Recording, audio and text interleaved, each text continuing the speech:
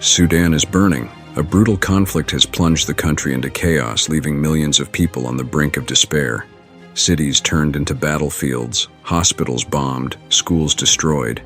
Who is behind this violence, and what can we do to stop it? Sudan, a cry for peace in the middle of chaos. The United Nations Independent International Fact-Finding Mission for Sudan, chaired by Mohamed Chande Othman of Tanzania, said in its first report on September 6, 2024, that Sudan's conflict parties, the Sudanese Armed Forces and the Rapid Support Forces, as well as their respective allied militias, have committed an egregious range of violations of human rights and international humanitarian law, including indiscriminate airstrikes and bombings against civilians, schools, hospitals, and vital water services. The armed conflict that has displaced almost 8 million people. However, the current armed conflict that began on April 15, 2023 between two former allies is led on the one hand by General Abdel Fattah al-Burham of the Sudanese Armed Forces, and on the other by General Mohammed Hamdan Dagalo, known for his battle name of Hemedti, Rapid Support Forces. The conflict, which has spread to 14 of Sudan's 18 provinces, has killed and injured tens of thousands of civilians, displaced nearly 8 million people, and forced 2 million to flee to neighboring countries and beyond. Attacks against ethnic minorities, particularly the Masalit in western Darfur.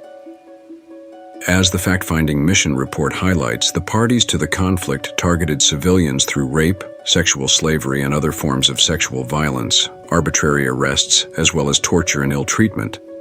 Attacks have been carried out against ethnic minorities, particularly the Masalit in western Darfur. The fact-finding mission, commissioned by the Human Rights Council in October 2023, carried out a wide range of discussions and interviews.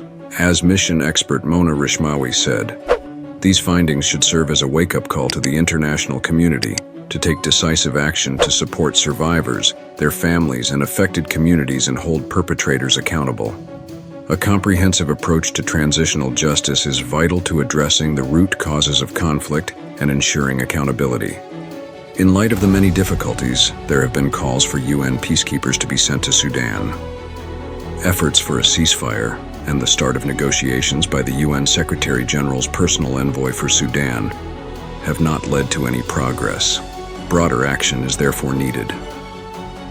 Mohamed Othman said, "The international community must support the Sudanese aspiration for an inclusive and representative civil government that respects the rights of all citizens, fostering a path towards equality, justice, and sustainable peace in Sudan."